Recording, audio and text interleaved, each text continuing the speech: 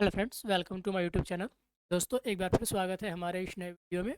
और आज हम आपके सामने लेकर के आए हैं इम्तहान का प्रैक्टिस सेट नंबर 10। इससे पहले मैंने ऑलरेडी 7 प्रैक्टिस टेस्ट इसके करा दिए हैं। अगर जिन लोगों ने हमारा वो वीडियो नहीं देखा है तो प्लीज़ जाकर के वो वीडियो देखें। और आज हम लोग करने वाले हैं प्रैक्टिस सेट नंबर 10 को। आइए अपनी वीडियो को शुरू करते हैं। एडगर्स रिकेनविक्स यूरोपीय संघ में पहले खुले तौर पर समलैंगिक राष्ट्र प्रमुख बन गए हैं। एडगर्स रिकेन ये नए राष्ट्रपति हैं। ये कहाँ के नए राष्ट्रपति हैं? इसका राइट आंसर हो जाएगा लातविया के हैं, बी हो जाएगा। ठीक है ना। तो ये LGBTQ+ कम्युनिटी से आते हैं और उन्होंने ये बात की घोषणा 2014 में की थी। RRR फिल्म ने किस श्रेणी में गोल्डन ग्लोब पुरस्कार 2023 का खिताब जीता है? तो इसका राइट आंसर हो जाएगा सर्वश्रेष्ठ मूल गीत। 20 का सही आंसर हो जाएगा।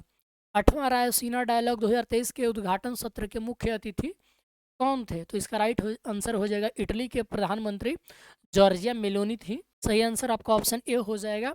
और इस बार का थीम था provocation, uncertainty, turbulence, light house in the Tempest. ये था आपका रायसीना डायलॉग 2023 के उद्घाटन। रायसीना डायलॉग 2023 का थीम था वो। हाल ही में भारत के किस उत्पाद को यूरोपीय आयोग द्वारा संरक्षित भौगोलिक संकेतक यानी कि प्रोटेक्टेड जियोग्राफिकल इंडिकेटर्स प्रदान किया गया है? तो ये दिया गया है कांगड़ा चाय को। सही आंसर हो जाएगा आपका ऑप्शन बी। ठीक है दोस्तों, आगे बढ़ेंगे। जुलाई 2023 में किस देश ने भारत अफ्रीका अंतर्राष्ट्रीय बाजरा सम्मेलन की मेजबानी की थी? तो इसका सही आंसर हो जाएगा ऑप्शन ए, केन्या।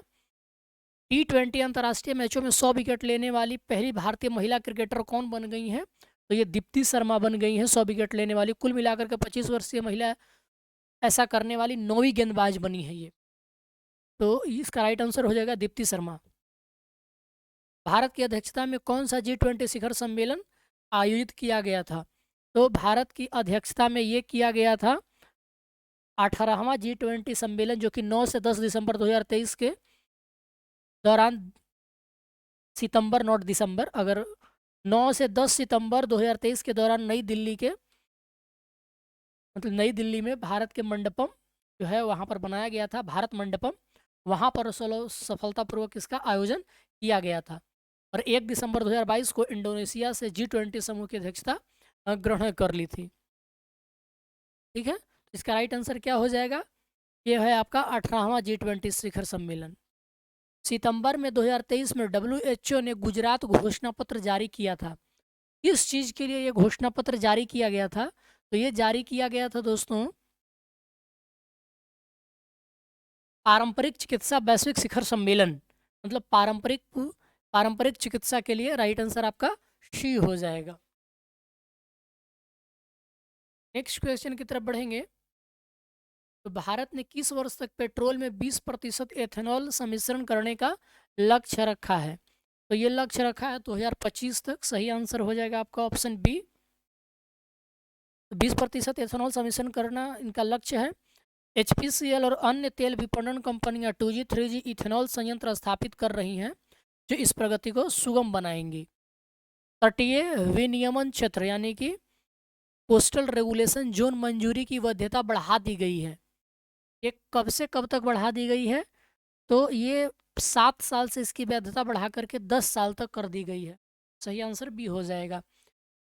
किस राज्य ने तीर्थ और पर्यटन स्थलों पर स्वच्छता बनाए रखने के लिए ऑपरेशन मर्यादा शुरू की है?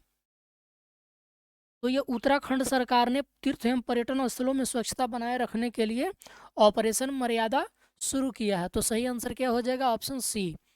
भारत में किस देश के उच्च आयोग ने कारगिल लद्दाख में रिटर्न टू रूट्स परियोजना की शुरुआत की है? तो इसका सही आंसर है Australia. Right answer is option A. Bharat में ऑस्ट्रेलिया के उच्चायोग ने हाल ही में कारगिल में एक परियोजना के लिए अपने सरकारी अनुदान की घोषणा की थी। यह लद्दाख के इतिहास में पहली बार की गई कोई ऐसी पहल है। राइट। Next question. भारत का पहला अंतर्राष्ट्रीय मल्टी मॉडल लॉजिस्टिक पार्क किस राज्य के जोगी घोपा में बनाया जा रहा है? तो इसका सही आंसर हो जाएगा असम के जोगी घोपा में ये भारत का पहला अंतर्राष्ट्रीय मल्टी मॉडल लॉजिस्टिक पार्क बन रहा है। तो सही आंसर बी हो जाएगा। इस परियोजना के तहत भारत ने दुनिया के पहले पोर्टेबल आपदा अस्पताल का अनावरण किया है, जिसे आरोग्य मैत्री क्यूब नाम से जाना जाता है। तो इसका सही आंसर हो जाएगा आरोग्य मैत्री एंड क्यूब। ये किस प्रोजेक्ट का हिस्सा है? तो प्रोजेक्ट भीष्म, यानी कि सहयोग हित और मंत्री के भारत स्वास्थ्य पहल के तहत स्वदेशी रूप से डिजाइन किया गया है और मॉड्यूलर आघात प्रबंधन और सहायता प्रणाली 72 यूज मिनी क्यूब्स से बनी है। राइट, तो कौन सा प्रोजेक्ट है? प्रोजेक्ट भीष्म है। सही आंसर बी हो जाएगा। 2023 में प्रति श्रेणी नोबेल पुरस्कार राशि बढ़ा करके कितना कर दिया गया है? तो ये कर दिया गया है दोस्तों 11 मिलियन स्वीडिश क्रोनर। ठीक है ना, स्वीडन की मुद्रा क्या है? क्रोनर। तो नोबेल पुरस्कार की राशि बढ़ा करके 11 मिलियन स्वीडिश क्रोनर कर दिया गया है। सही आंसर हो जाएगा ऑप्शन बी। चक्रवात बिपरजॉय का नाम किस देश ने रखा है? तो आप सबको पता होगा कि बिपरजॉय अभी हाल ही में आया था। तो ये इस चक्रवात का नाम जो है दोस्तों, ये बांग्लादेश ने सुझाव दिया था और इस शब्द का बंगाली में अर्थ होता है आपदा। ठीक है ना, बिपरजॉय का बंगाली में अर्थ क्या होता है? आपदा होता है और बांग्लादेश ने ये शब्द सुझाया था। नेक्स्ट क्वेश्चन की तरफ बढ़ेंगे। तो उस इसरो वैज्ञानिक का नाम क्या था जिसने सभी प्रशिक्षणों के लिए उल्टी गिनती की घोषणा करने की जिम्मेदारी संभाली थी और हाल ही में उनका निधन हो गया? तो इसका सही आंसर हो जाएगा भारतीय अंतर इसरो के वैज्ञानिक एन वलारमथी। राष्ट्रीय अंतरिक्ष एजेंसी के रॉकेट लॉन्च काउंटडाउन के पीछे की आवाज़ जो था इन्हीं का था और ये 2 सितंबर को इनका निधन हो गया। तो नाम क्या था? एन वलारमथी। सही ऑप्शन ए हो जाएगा। ए अंबर। अंबर परियोजना को बढ़ावा देने के लिए क्या शुरू किया गया है? तो अंबर परियोजना को बढ़ावा देने के लिए राष्ट्रीय कौशल विकास निगम और उद्यमिता मंत्रालय यानी कि MSDE की एक संयुक्त पहल है और इसका मुख्य उद्देश्य क्या है? तो युवाओं को प्रशिक्षित करना, जिसमें 50% महिलाएं होंगी। तो बेहतर रोजगार और प्रतिधारण के लिए है ये। तो इसका राइट आंसर क्या हो जाएगा? कौशल विकास। अभ्यास एक कथा एक द्विपक्षीय अभ्यास है। तो ये अभ्यास किन 2 देशों के बीच है? अभ्यास एक था ये भारत और मालदीव की नौसेनाओं के बीच आयोजित होने वाला एक वार्षिक अभ्यास है। राइट, अभ्यास एक था का 6ठा संस्करण मालदीव में भारतीय नौसेना के गोताखोरों और समुद्री कमांडो और मालदीव राष्ट्रीय सुरक्षा बल के बीच आयोजित किया गया था। तो 20 का राइट आंसर बी हो जाएगा, भारत और मालदीव के बीच। वेब पेज में किस भाषा का प्रयोग किया जाता है? तो इसका सही आंसर सी हो जाएगा, HTML। नारंग कप, चड्डा कप, अमृत दीवान कप किस खेल से संबंधित हैं? तो बैडमिंटन से संबंधित है। सही आंसर आपका ऑप्शन ए हो जाएगा। नेक्स्ट क्वेश्चन, 69वें राष्ट्रीय फिल्म पुरस्कार वर्ष 2021 के लिए के संदर्भ में निम्नलिखित में से कौन सा विकल्प सही नहीं है? आपको बताना है कौन सा विकल्प सही नहीं है। तो देखिए, सर्वश्रेष्ठ फीचर फिल्म रॉकेटरी को दिया गया। सर्वश्रेष्ठ निर्देशक का पुरस्कार जो है निखिल महाजन गोदावरी के लिए दिया गया। संपूर्ण मनोरंजन प्रदान करने वाली सर्वश्रेष्ठ लोकप्रिय फिल्म कौन कौन थी? तो RRR थी। राष्ट्रीय एकता पर सर्वश्रेष्ठ फिल्म के लिए नरगिस दत्त पुरस्कार द कश्मीर फाइल्स को दिया गया। सर्वश्रेष्ठ अभिनेता जो है अल्लू अर्जुन पुष्पा के लिए दिया गया और सर्वश्रेष्ठ अभिनेत्री आलिया भट्ट गंगुआ काठवाड़ी और कृति सेनन मिम्मी के लिए दिया गया। सही आंसर सी हो जाएगा। मतलब ये गलत है कि संपूर्ण मनोरंजन प्रदान करने वाली सर्वश्रेष्ठ लोकप्रिय फिल्म, तो वो था RRR, न कि पुष्पा। अमर्त्य सेन को किस वर्ष नोबेल पुरस्कार दिया गया था? तो अमर्त्य सेन को 1998 में ये पुरस्कार दिया गया था। सही आंसर क्या हो जाएगा? बी हो जाएगा। ठीक है दोस्तों, कल्याणकारी अर्थशास्त्र में उनके काम के लिए ये नोबेल पुरस्कार दिया गया था और साथ ही साथ 1999 में अमर्त्य सेन को भारत रत्न भी दिया गया है। आप ये डेट नहीं भूलेंगे, 1999 में दिया गया है। वृक्क के बाहरी भाग को क्या कहते हैं? तो इसका राइट आंसर हो जाएगा कॉर्टेक्स कहते हैं और भीतरी भाग को मेडुला कहते हैं। तो बाहरी भाग कॉर्टेक्स कहलाता है और भीतरी भाग मेडुला कहलाता है। और नेफ्रॉन उसकी इकाई होती है, यूनिट होता है, फंक्शनल यूनिट होता है वृक्क का। निम्न में से किस कोशिकाओं के द्वारा इंसुलिन का स्राव होता है, सेक्रेट होता है। तो 25 का सही आंसर हो जाएगा आपका बीटा कोशिकाओं के द्वारा इंसुलिन नामक हार्मोन का सेक्रेशन होता है और ये लैंगरहैंस की द्वीपिकाओं के द्वारा निर्मित होते हैं। तो राइट आंसर हो जाएगा बीटा कोशिका। पायरिडॉक्सिन निम्न में से किस विटामिन का रासायनिक नाम है? तो पायरिडॉक्सिन विटामिन B6 को कहते हैं दोस्तों, सही आंसर बी हो जाएगा। एंथ्रेक्स किसके कारण होता है? तो इसका सही आंसर है जीवाणु की वजह से होता है। इस क्षेत्र को ऐतिहासिक रूप से भारत का धान का कटोरा कहा जाता है? तो 33 का सही आंसर हो जाएगा। सबको पता है कि गंगा का मैदान जो होता है ये कृष्णा गोदावरी, यहाँ पर इसका राइट आंसर हो जाएगा कृष्णा गोदावरी के मैदान को ऐतिहासिक रूप से भारत का धान का कटोरा कहा जाता है। ठीक है, यह क्षेत्र आंध्र प्रदेश के अंतर्गत आता है। इस क्षेत्र में जलोढ़ मृदा की उपस्थिति, पानी की पर्याप्त उपलब्धता तथा धान की फसल के लिए उपयुक्त जलवायु के कारण ये पर्याप्त उत्पादन यहाँ होता है। नेक्स्ट क्वेश्चन की तरफ बढ़ेंगे। तो करनाल बंट रोग किससे रिलेटेड है? करनाल बंट रोग ये गेहूं के फसल में लगने वाला कवक के द्वारा एक होने वाला एक फसल है। गेहूं के फसल में लगता है और किसकी वजह से होता है? तो यानी कि फंगी की वजह से होता है, कवक की वजह से होता है ये। ठीक है, आगे बढ़ेंगे। तो निम्नलिखित में से कौन परजीवी यानी कि ट्रांसजेनिक पादप है? तो परजीवी पादप कौन सा है? तो गोल्डन राइस। गोल्डन राइस एक परजीवी या ट्रांसजेनिक पादप है जिसे जेनेटिक इंजीनियरिंग की मदद से तैयार किया गया है। तो राइट आंसर क्या हो जाएगा? बी हो जाएगा। इसके संश्लेषण के लिए एमिनो एसिड की आवश्यकता होती है। तो किसके संश्लेषण के लिए? तो प्रोटीन के संश्लेषण के लिए एमिनो एसिड की आवश्यकता होती है। ठीक है, हमारे शरीर में इसकी मात्रा कितनी होती है? लगभग 14% कार्य होती है। और यह एमिनो एसिड क्यों जरूरी है? तो नए नए कोशिकाओं के निर्माण में एमिनो एसिड यानी प्रोटीन की आवश्यकता होती है। फसल का नाम और बीमारी का नाम आपको मैचिंग करना है। देखिए, गन्ना में लगने वाली बीमारी को रेड राट कहते हैं, धान में लगने वाले को खैरा कहते हैं, अरहर में उकठा या विल्ट रोग कहते हैं, और आलू में झुलसा रोग लगता है। तो 34 का राइट आंसर बी हो जाएगा। गन्ना में कौन सा? Red rot. धान में कौन सा? तो खैरा रोग। और अरहर में कौन सा? तो उकटा या विल्ट रोग। और आलू में झुलसा रोग यानी लेट ब्लाइट जिसको अंग्रेजी में कहते हैं। गन्ना भारत की मुख्य नकदी फसलों में से एक है। निम्नलिखित में से किसे प्राप्त करने के लिए इसे उगाया जाता है? तो सुक्रोज यानी कि शुगर प्राप्त करने के लिए इसका उत्पादन जनरली किया जाता है। हालांकि अब इथेनॉल ब्लेंडिंग में भी इसका इस्तेमाल किया जाएगा। ठीक है, तो इसका सही आंसर क्या हो जाएगा? सुक्रोज के लिए। नेक्स्ट क्वेश्चन बढ़ेंगे। प्रोकैरियोटिक कोशिका में श्वसन का कार्य किसके द्वारा किया जाता है? तो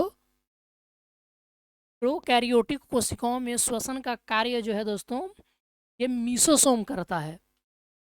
आपने नाम सुना होगा मीसोसोम का। और यूकैरियोटिक कोशिकाओं में ये काम माइटोकॉन्ड्रिया करता है। यूकैरियोटिक कोशिकाओं में कौन करता है? मीसोसोम करता है। निम्नलिखित में से कौन भारतीय भेड़ की एक नस्ल नहीं है? तो ब्लैक बंगाल ये बकरी की नस्ल है, बल्कि भेड़ की नस्ल नहीं है। कौन? ब्लैक बंगाल। बाकी चोकला, नेल्लोर और गद्दी ये भारतीय भेड़ की नस्ल है। नहीं कौन है? ब्लैक बंगाल। ये किसकी नस्ल है? तो भारतीय बकरी की ये नस्ल है। लोनी और क्षारीय मृदा का भारत में एक और नाम है। क्या नाम है? लोनी और, तो इसका सही आंसर हो जाएगा कल्लर। लोनी और क्षारीय मृदाएं अनुपजाऊ होती है। यह महाराष्ट्र, राजस्थान, बिहार, उत्तर प्रदेश, हरियाणा आदि राज्यों में पाई जाती है। इन्हें कल्लर, ऊसर, रेह आदि नामों से जाना जाता है। तो राइट आंसर क्या हो जाएगा? सी हो जाएगा। लोनी और क्षारीय मृदा किसको कहते हैं? कल्लर को कहते हैं। भारत की जलवायु है, किस तरह की जलवायु है? तो भारत की जलवायु मानसूनी जलवायु है। नेक्स्ट क्वेश्चन की तरफ बढ़ा जाए। तो भारतीय खाद्य सुरक्षा और मानक प्राधिकरण यानी कि फसाई किस मंत्रालय के अंतर्गत काम करता है? तो फसाई जो है स्वास्थ्य एवं परिवार कल्याण मंत्रालय। 38 का क्या हो जाएगा? सी हो जाएगा। नेक्स्ट क्वेश्चन, आपको पर्वतीय दर्रा दिया गया है और राज्य दिया गया है। माना दर्रा, तो माना दर्रा उत्तराखंड में है। ठीक है दोस्तों, 1 का 4 हो जाएगा। नाथुला दर्रा कहाँ है? सिक्किम में है, ये तो सबको याद रहता है। जोजिला दर्रा कहाँ है? तो जम्मू कश्मीर में है। और सिपकिला दर्रा कहाँ है? तो हिमाचल प्रदेश में है। तो इसका राइट आंसर 41 का सी हो जाएगा। अरावली अरविंद श्रृंखलाओं के मध्य कौन सा पठार स्थित है? तो मालवा का पठार स्थित है ये। सही आंसर ए हो जाएगा। अरावली एवं विंध्य के मध्य मालवा का पठार स्थित है। ज्वालामुखी उत्पत्ति वाला यह पठार मध्यवर्ती मध्य प्रदेश और दक्षिणी पूर्व राजस्थान का हिस्सा है और यह एक तरीके का त्रिभुजाकार पठार है। राइट, नेक्स्ट क्वेश्चन की तरफ बढ़े। तो नेक्स्ट क्वेश्चन है कि निम्नलिखित में से कौन सी झील या झीलें लद्दाख में स्थित हैं? देखिए, तो लद्दाख में स्थित झीलों के नाम मैं ले रहा हूँ सोकार, पैगांग सो, सोमोरिरी, नयाकसो, ये सब लद्दाख की प्रमुख झीलें हैं। जबकि सेंगमो या चांगू झील ये कहाँ की है? सिक्किम की है। तो देखिए, सोकार, पैगांगसो और सोमोरिरी ये दोनों क्या कहाँ के हैं? ये है तीनों आपका लद्दाख का। और सोंगमो और चांगू ये कहाँ के हैं? सिक्किम के हैं। तो सही आंसर क्या हो जाएगा? 1, 2 और 4, सी राइट आंसर हो जाएगा। नेक्स्ट क्वेश्चन कि धूपगढ़ चोटी कहाँ पर स्थित है? तो ये सतपुड़ा रेंज में आता है और मध्य प्रदेश के सतपुड़ा रेंज का ये सर्वोच्च शिखर भी है। ये धूपगढ़ चोटी कहाँ आएगा? सतपुड़ा रेंज का राइट आंसर हो जाएगा। निम्नलिखित नदियों पर ध्यान दीजिए। किशन गंगा, गंगा, वेनगंगा, पेनगंगा, इन नदियों का उत्तर दक्षिण दिशा के आधार पर क्रम सजाइए। देखिए, जम्मू कश्मीर में किशन गंगा को नीलम नदी के नाम से जाना जाता है, ठीक है। और गंगा नदी का उद्गम स्थल उत्तराखंड से है। वेनगंगा मध्य प्रदेश के सतपुड़ा पर्वत श्रेणियों में दक्षिणी ढलानों से निकलती है। और पेनगंगा महाराष्ट्र की एक नदी है। तो 1, 2, 3, 4 इसका सही क्रम हो जाएगा, ठीक है। सबसे ऊपर जम्मू कश्मीर में किशन गंगा, उसके बाद गंगा, उसके बाद वेनगंगा मध्य प्रदेश के सतपुड़ा रेंज में, और पेनगंगा सबसे नीचे महाराष्ट्र में। निम्नलिखित में से भारत के किन राज्यों केंद्र शासित प्रदेश की सीमा पाकिस्तान के साथ साझा करती है? तो पाकिस्तान के साथ साझा करने वाले राज्य कौन कौन से हैं? तो जम्मू कश्मीर, लद्दाख, पंजाब, राजस्थान और गुजरात हैं। 44 का राइट आंसर क्या हो जाएगा? जम्मू कश्मीर, पंजाब, लद्दाख, राजस्थान और गुजरात। विश्व की सबसे लंबी सैल सुरंग यानी कि रॉक टनल कहाँ स्थित है? तो ये ऑस्ट्रेलिया में स्थित, एक मिनट, ये आपका स्विट्जरलैंड में स्थित है। विश्व की सबसे लंबी सैल सुरंग स्विट्जरलैंड में स्थित गॉटहार्ट रेलवे सुरंग, और इसकी लंबाई लगभग कितनी है? तो 57 किलोमीटर है, ठीक है। नाम क्या है इसका? गॉटहार्ट रेलवे सुरंग। कहाँ पर है? स्विट्जरलैंड में है। चलिए नेक्स्ट क्वेश्चन की तरफ बढ़ेंगे। ये क्वेश्चन हमने ऊपर कर लिया है। निम्नलिखित में से कौन सा एक क्षेत्र सांस्कृतिक रूप से भारत के निकट है किंतु निर्जातीय रूप से चीन के निकट है? तो 46 का राइट आंसर क्या हो जाएगा? दक्षिण पूर्व एशिया। दक्षिण पूर्व एशिया सांस्कृतिक रूप से भारत के निकट है किंतु निर्जातीय रूप से ये चीन के निकट है। तो 46 का राइट आंसर क्या हो जाएगा? डी हो जाएगा। कल्चरली वो इंडियन कल्चर है लेकिन एथनिकली वो चाइनीज है।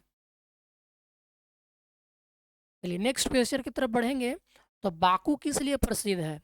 बाकू आपको पता होगा, अजरबैजान की राजधानी है बाकू। 47 कैस्पियन सागर के तट पर स्थित पेट्रोलियम उत्पादन के लिए प्रसिद्ध है। 47 का राइट आंसर क्या हो जाएगा? डी हो जाएगा। ऊन का सबसे ज़्यादा उत्पादन करने वाला देश कौन सा है? तो ऑस्ट्रेलिया जो है दुनिया भर में सबसे ज़्यादा ऊन का उत्पादन करता है। यह विश्व के कुल उत्पादन का लगभग 25% है। ऑस्ट्रेलिया के बाद चीन दूसरा और अमेरिका तीसरे नंबर पर है।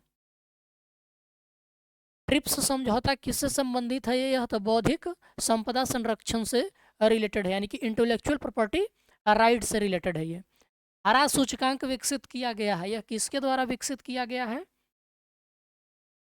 तो यह विश्व बैंक के द्वारा ग्रीन इंडेक्स शुरू किया गया है। पर्यावरण अनुकूलन स्टॉक मार्केट इंडेक्स निवेशकों को उभरती अर्थव्यवस्थाओं में कारोबार करने वाली कंपनियों की कार्बन दक्षता को ट्रेड करने की अनुमति देता है। कौन? Green index. तो किसने किया है? ये विश्व बैंक ने किया है। राइट आंसर सी हो जाएगा।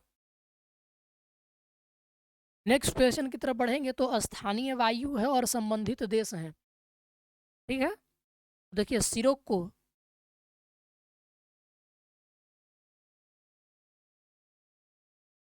स्थानीय वायु सिरोक्को का उद्गम स्थल कहाँ है? रेगिस्तान में है, सहारा रेगिस्तान है। बोरो स्थानीय वायु इटली में बहती है और ब्लिजार्ड नामक वायु कनाडा में बहती है। तो इसका राइट आंसर 49 का केवल एक हो जाएगा। कौन सा युग्म सही सुमेलित नहीं है, ठीक है ना। तो सिरोको कहाँ पर है, सिरोको सहारा रेगिस्तान। बोरा कहाँ पर है, तो बोरा इटली की है, ये सही है। और ब्लिजार्ड कहाँ की है, तो कनाडा की है, सही है। तो ये आपका पहला केवल गलत था। निम्न में से कौन आग को सबसे जल्दी बुझा सकती है, तो उबलता हुआ जल आग को सबसे जल्दी उबलते हुए जल से बुझाया जा सकता है। 53 का राइट आंसर क्या हो जाएगा, बी हो जाएगा। ऊंचाई ट्रांसफार्मरों का प्रयोग किस लिए किया जाता है, यानी कि step up transformers are used to, तो ये वोल्टता को बढ़ाने के लिए करते हैं हम। सही आंसर डी हो जाएगा। ठीक है दोस्तों, नेक्स्ट क्वेश्चन की तरफ बढ़ेंगे। क्वेश्चन नंबर 55 है आपका। रमन प्रभाव का प्रकाश की उन किरणों से संबंध है जो आर पार जाती है। किसके आर पार जाती है, तो सभी पारदर्शी माध्यमों से आर पार जाती है। उन सब के लिए रमन इफेक्ट दर्शाया जा सकता है। तो रमन प्रभाव के अनुसार एकल तरंग द्रव्य प्रकाश किरणें जब किसी भी पारदर्शक माध्यम जैसे ठोस, द्रव और गैस में गुजरती हैं, ठीक है, जल, डमरू, मध्य और देश। Question number 50, boss straight Australia और तस्मानिया में, ठीक है। डेविस स्ट्रेट जो है कनाडा और ग्रीनलैंड में है। और डोवर स्ट्रेट जो है ये यूके और फ्रांस में है। और फ्लोरिडा स्ट्रेट जो है ये यूएस और क्यूबा के बीच है, ठीक है। तो आप मिला लेंगे, सही आंसर क्या हो जाएगा दोस्तों, 50 का ए हो जाएगा, 2413। श्वेत प्रकाश की एक किरण किसी वस्तु की सतह पर टकराती है, अगर सारे वर्ण सतह से परावर्तित होते हैं तो सतह कैसा प्रतीत होगा। सारे वर्ण अगर परावर्तित हो जाएंगे तो वो कैसा होगा, श्वेत होगा, ठीक है। 56 का क्या आंसर होगा दोस्तों, बी हो जाएगा राइट आंसर। 57 की तरफ बढ़ते हैं। ऊपर से देखने पर पानी का टैंक उजला क्यों दिखाई देता है, तो अपवर्तन के कारण ऐसा होता है। इस हड़प्पाकालीन स्थल से घोड़े की अस्थियां प्राप्त हुई हैं, तो सुरकोटडा से हुई है। सही आंसर हो जाएगा आपका ऑप्शन सी।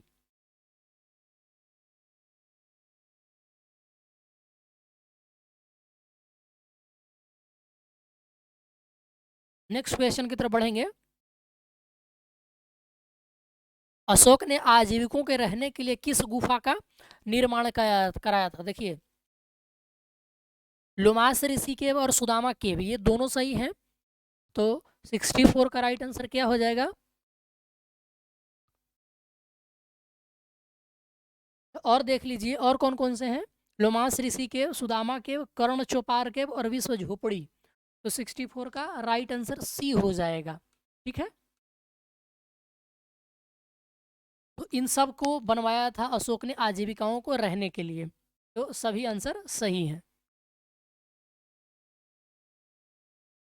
एक बंद बोतल को जिसमें सामान्य ताप पर जल है चंद्रमा पर ले जाया गया और तब उसका ढक्कन हटाया गया तो जल क्या होगा, जल का तो जल जो है उबलने लगेगा। एक बंद बोतल को जिसमें सामान्य ताप पर जल है यदि चंद्रमा पर ले जाया जाए तो बोतल का ढक्कन खोलने पर जल उबलने लगेगा। 58 का राइट आंसर क्या हो जाएगा, बी हो जाएगा।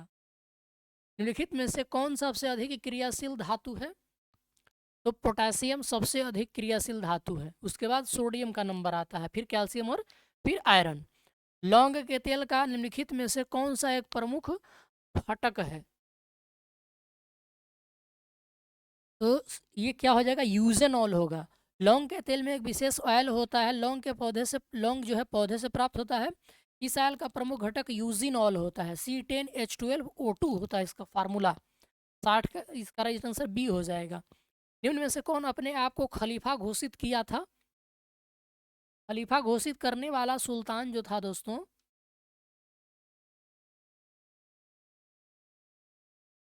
ये मुबारक शाह खिलजी था। तो इसका पूरा नाम था कुतुबुद्दीन मुबारक शाह खिलजी। 1316 से 1320 ईस्वी तक खिलजी वन का शासक था। यह पहला सुल्तान था जिसने अपने आप को खलीफा घोषित कर लिया था। यह बहुत विलासी आदमी था और राज दरबार में स्त्रियों की पोशाक पहनकर चला आता था। और मुबारक शाह खिलजी की हत्या उसके वजीर खुसरो शाह ने करके तुगलक वंश की स्थापना की थी 1320 ईस्वी में। खुसरो शाह युद्ध को पैगंबर का सेनापति कहता था, है ना। खुसरो शाह खुद को क्या कहता था, पैगंबर का सेनापति कहता था। 65 का राइट आंसर क्या हो जाएगा? डी हो जाएगा, मुबारक शाह खिलजी। गौतम बुद्ध ने अपनी मृत्यु के उपरांत बौद्ध संघ के नेतृत्व के लिए किसे नामित किया था? तो ये किसी को नामित नहीं किए थे। गौतम बुद्ध के जीवन काल में ही देवदत्त उनका उत्तराधिकारी बनना चाहता था, किंतु बुद्ध ने अपना उत्तराधिकारी किसी को भी नियुक्त नहीं किया।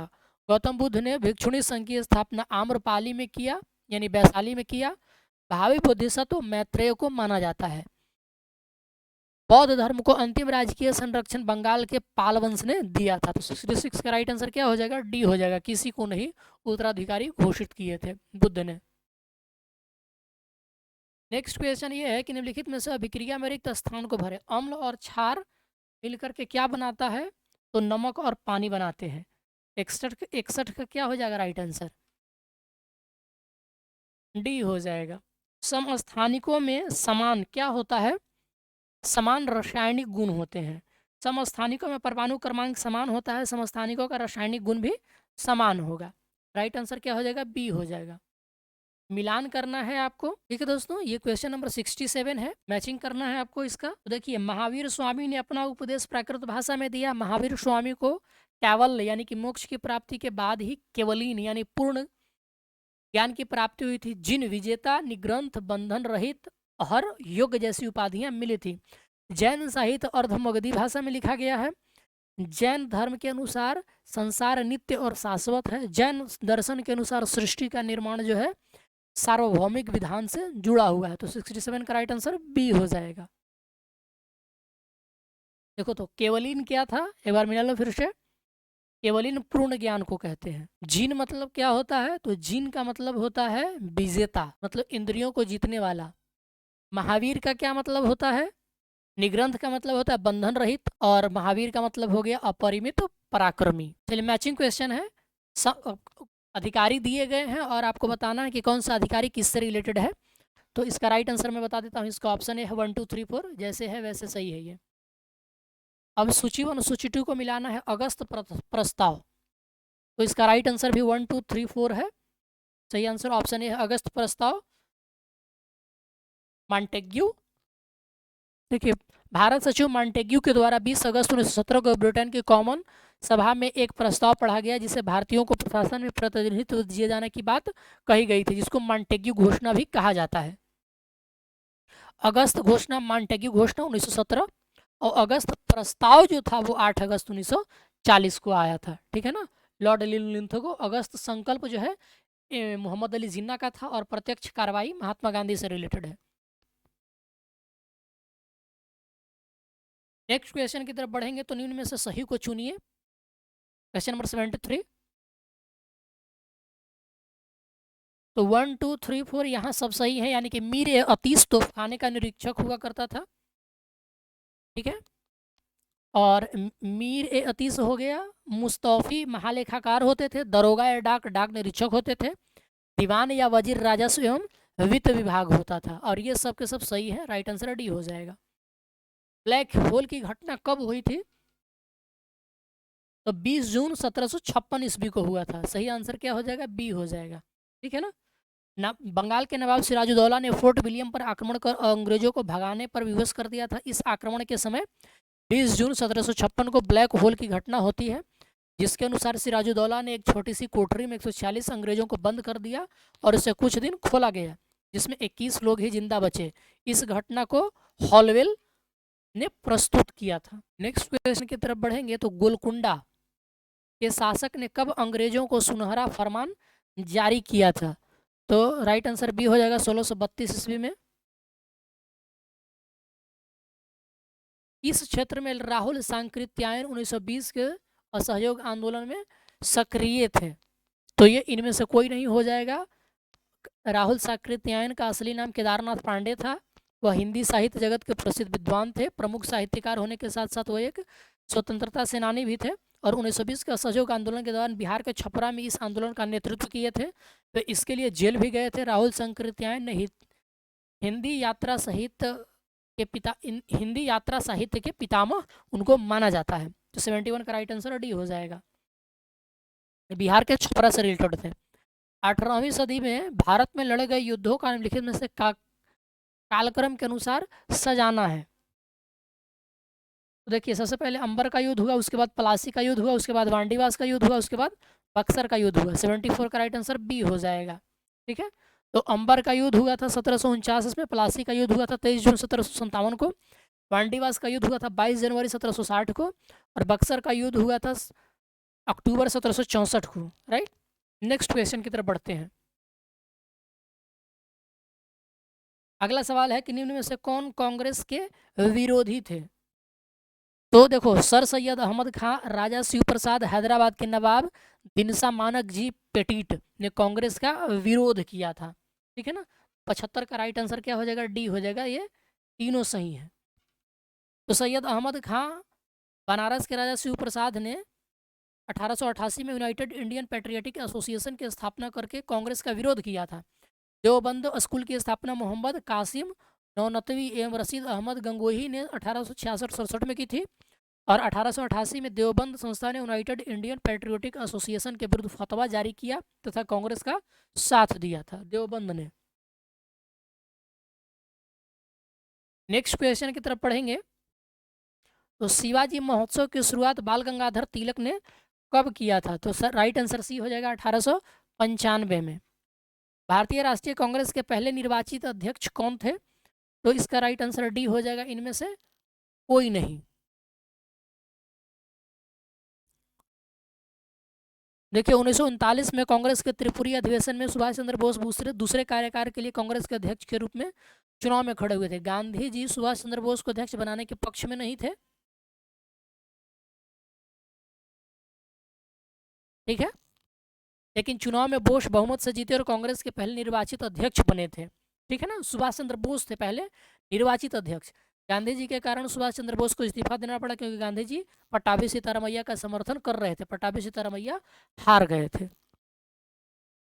अकबर के दरबार में आने वाला पहला अंग्रेज व्यक्ति कौन था? तो ये तो सबको पता होगा, रॉल्फ फिंच थे। याद रखेंगे, अकबर के दरबार में आने वाला पहला अंग्रेज रॉल्फ फिंच था, जो 1588 में आया था। ठीक है ना, सही आंसर आपका ऑप्शन ए हो जाएगा। जहांगीर के शासनकाल में टॉमस रो और कैप्टन हॉकिंस आए थे। शाहजहां के शासनकाल में फ्रांसीसी बर्नियर और पीटर मुंडी, निकोलो मानुची और ट्रेपर्नियर आए थे। ये विदेशी यात्री थे, तो जिसमें से फ्रांसिस बर्नियर फ्रांसीसी था, पीटर मुंडी अंग्रेज था, निकोलो मानुची इटली का रहने वाला था, और ट्रेपर्नियर जो था ये फ्रांस का रहने वाला। ठीक है दोस्तों, नेक्स्ट क्वेश्चन की तरफ बढ़ते हैं। 81 गलत का आपको चयन करना है 81 में। तो देखिए, गोल्डन थ्रेशोल्ड ये सरोजनी नायडू ने लिखा है। ठीक है, तो ये तो आपका गलत हो गया। दूसरा कौन लिखा है? सरोजनी नायडू ने गोल्डन थ्रेशोल्ड। और a nation in the making ये सुरेंद्र नाथ बनर्जी का है। ठीक है, the nation in the making ये भी गलत हो गया। 4 ये किनका लिखा हुआ? सुरेंद्र नाथ बनर्जी का। और the Indian war of independence 1857 ये तो आपको पता होगा कि वी.डी. सावरकर का है। और India from Curzon to Nehru and after ये दुर्गादास का लिखा हुआ है। तो इसमें से 2 और 4 गलत हैं। सही आंसर 81 का क्या हो जाएगा? सी हो जाएगा। लॉर्ड हेस्टिंग्स का कार्यकाल क्या रहा था? तो ये रहा था 1813 से 1823 ईस्वी तक। नेक्स्ट क्वेश्चन की तरफ बढ़ेंगे। तो नेक्स्ट क्वेश्चन हो जाएगा, किस अधिनियम के तहत गवर्नर जनरल को अध्यादेश जारी करने का अधिकार दिया गया था? तो भारतीय परिषद अधिनियम 1861 इसके तहत गवर्नर जनरल को अध्यादेश जारी करने का अधिकार दिया गया था। भारतीय संविधान में 10वीं अनुसूची किस संविधान संशोधन के द्वारा शामिल किया गया था? तो ये शामिल किया गया था 52वें संविधान संशोधन अधिनियम 1985 के तहत। और ये क्या है? दल बदल संबंधी ये कानून है। ठीक है दोस्तों, नेक्स्ट क्वेश्चन की तरफ बढ़ेंगे। तो इनमें से कौन सही है पूछता है। तो 79 का राइट आंसर डी है आपका, यानी कि सब के सब सही है। महेंद्र वर्मन शैली में बना महेंद्र वर्मन प्रथम, ममल्लापुरम नरसिंह वर्मन प्रथम, राजसिंह शैली में नरसिंह वर्मन द्वितीय, और अपराजित शैली में नंदी वर्मन। ठीक है ना दोस्तों, चलिए नेक्स्ट क्वेश्चन की तरफ बढ़ते हैं। अकबर द्वारा बनाई गई किस इमारत का नक्शा बौद्ध विहार की तरह है? तो ये पंचमहल का है। सही आंसर आपका ऑप्शन ए हो जाएगा। तो अकबर ने फतेहपुर सीकरी में पंचमहल का निर्माण करवाया था। पंचमहल की वास्तुकला बौद्ध मंदिर से प्रेरित होती है। 176 भव्य नक्काशीदार खंभों पर पंचमहल खड़ा है। नीचे से ऊपर की ओर जाने पर मंजिलें क्रमशः छोटी होती गई है और माल के खंभों पर फूल पत्तियां रुद्राक्ष के दोनों से सुंदर सजावट की गई है। अकबर के इस निर्माण में बौद्ध विहार तथा हिंदू धर्म का प्रभाव स्पष्ट रूप से दिखता है। नेक्स्ट क्वेश्चन है आपका 85 निम्नलिखित में से किस अनुच्छेदों में शोषण के विरुद्ध अधिकार शामिल है? देखिए, शोषण के विरुद्ध अधिकार अनुच्छेद 23 और अनुच्छेद 24 में है। तो अनुच्छेद 23 में मानव के दुर्व्यवहार और बलात् श्रम का प्रतिषेध है और अनुच्छेद 24 में कारखानों आदि में बालकों के नियोजन का प्रतिबंध है। तो 85 का राइट आंसर बी हो जाएगा। 86 राइट आंसर। क्या क्वेश्चन है कि राष्ट्रपति के चुनाव के लिए निर्वाचक मंडल में कितने सदस्य शामिल होते हैं? तो इसका राइट आंसर है दोस्तों 4896। तो राष्ट्रपति चुनाव के लिए निर्वाचक मंडल में 4896 सदस्य शामिल होते हैं, जिनमें 776 संसद सदस्य और 4120 सदस्य केंद्र शासित क्षेत्र दिल्ली और पुडुचेरी सहित सभी राज्यों के विधानसभाओं के सदस्य शामिल हैं। चलिए नेक्स्ट क्वेश्चन की तरफ बढ़ेंगे। तो लोकसभा में कुल कितने सीट केंद्र शासित प्रदेशों के लिए है? चलिए आप लोग कमेंट करके बताइए फटाफट। तो 20 सीटें हैं। सही आंसर क्या हो जाएगा? डी हो जाएगा। जिला न्यायाधीशों की नियुक्ति कौन करता है? राइट आंसर हो जाएगा 88 का बी, राज्यपाल जिला न्यायाधीश को नियुक्त करते हैं। निम्नलिखित में से कौन सा व्यय राजस्व व्यय में शामिल नहीं होता है? तो ऋणों को चुकाना ये राजस्व व्यय में शामिल नहीं होता है। तो राजस्व व्यय वह होता है जिसमें न ही सरकार के संपत्ति का सृजन होता है और न ही सरकार की देयता कम होती है। तो 93 का राइट आंसर डी हो जाएगा, ऋणों का भुगतान। किसान क्रेडिट कार्ड किसके द्वारा डिजाइन किया गया था? तो ये डिजाइन किया गया था नाबार्ड के द्वारा 1998 में। कब किया दिया गया था? 1998 में किया गया था नाबार्ड के द्वारा। किसानों को अल्पकालिक औपचारिक ऋण की सुविधा प्रदान करने के लिए आरंभ किया गया था। मल्होत्रा समिति का संबंध किससे है? तो बीमा सुधार से है। वर्ष 1993 में बना था ये बीमा सुधार से। मुख्य निर्वाचन आयुक्त किसके समकक्ष होते हैं? तो सही आंसर हो जाएगा सी, उच्चतम न्यायालय के न्यायाधीश। मुख्य निर्वाचन आयुक्त को उच्चतम न्यायालय के न्यायाधीशों की श्रेणी में रखा गया है। ठीक है, उच्च न्यायालय के न्यायाधीश के समकक्ष इनको रखा गया है। वर्तमान में सार्वजनिक क्षेत्र के कौन कौन से क्षेत्र आरक्षित हैं? तो परमाणु ऊर्जा और रेलवे परिचालन सार्वजनिक क्षेत्र के लिए आरक्षित है। 95 का राइट आंसर ऑप्शन ए हो जाएगा। हालांकि अब रेलवे को भी धीरे धीरे सार्वजनिक क्षेत्र से मुक्त किया जा रहा है। अब 96 से आपके मैथ के क्वेश्चन शुरू हो जाते हैं। ठीक है, तो मैं 96 का राइट आंसर बता देता हूं, आप देख लेंगे। जिनको कोई प्रॉब्लम हो प्लीज पूछ लेंगे। 96 का राइट आंसर सी हो जाएगा। 97 का राइट आंसर आपका बी हो जाएगा। ठीक है, नेक्स्ट क्वेश्चन की तरफ बढ़े। तो 98 का राइट आंसर आपका बी हो जाएगा। 168। ठीक है, 91 का एक क्वेश्चन रह गया था इधर। तो क्वेश्चन ये है कि साधारण लागत पर शुद्ध राष्ट्रीय आय में क्या शामिल नहीं होता है? तो देखिए NNPPC में GDP-MP माइनस मूल्यह्रास प्लस NFIA माइनस अप्रत्यक्ष कर प्लस सब्सिडी होता है। तो इसका राइट आंसर बी हो जाएगा 2 और 3। ये शामिल नहीं होता है, अप्रत्यक्ष कर और मूल्यह्रास शामिल नहीं होता है। इन दोनों को हटा लिया जाता है, मतलब माइनस कर लेते हैं। टोमान किस देश की मुद्रा है? तो देखिए ईरान सरकार ने 2020 में अपनी राष्ट्रीय मुद्रा को रियाल से टोमान में बदल दिया है। एक टोमान लगभग 10,000 रियाल के बराबर है। ईरानी सरकार ने एक अन्य मूल्य वर्ग घेरान को भी शुरू किया है। 100 घेरान एक टोमान के बराबर होता है। ठीक है ना, तो 92 का राइट आंसर आपका ऑप्शन ए हो जाएगा, ईरान। 99 का बी हो जाएगा सही आंसर और 100 का राइट आंसर आपका ऑप्शन ए हो जाएगा। ठीक है, तो ये था आपका टेस्ट नंबर 10। तो वीडियो अगर आपको पसंद आ रहा हो तो प्लीज़ लाइक करें, शेयर करें, सब्सक्राइब करें। वीडियो देखने के लिए आप सबका बहुत बहुत शुक्रिया। मिलते हैं नेक्स्ट वीडियो में, तब तक के लिए धन्यवाद।